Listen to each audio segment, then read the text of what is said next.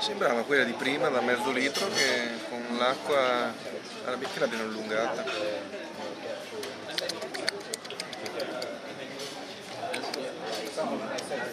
Con una degustazione così c'è un retrogusto, non può sfuggirgli ogni dettaglio. Un retrogusto acetoso. E come fai per provare così? Ma è una tecnica di sommelier. È infallibile, sì. Forse la migliore di tutti era quella del Siviglia. Di Siviglia. Ho avuto Siviglia. Ho mangiato la paella a Siviglia, ho dato la sangria, che era molto buona. La sangria? Sangria. La paella. No, io pensavo solo parlare della sangria.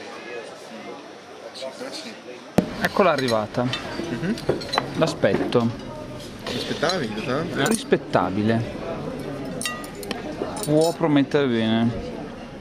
Il bis. Adesso vediamo.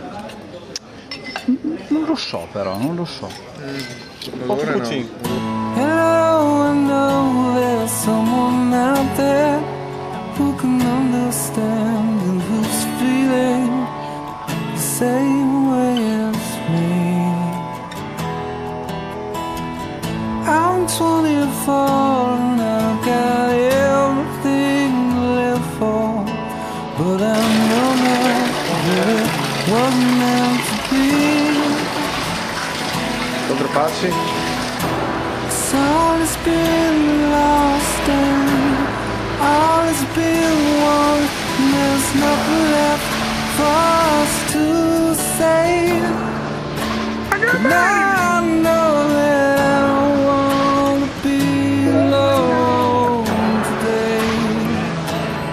So if you find that you've been feeling just the same, call me now, it's alright.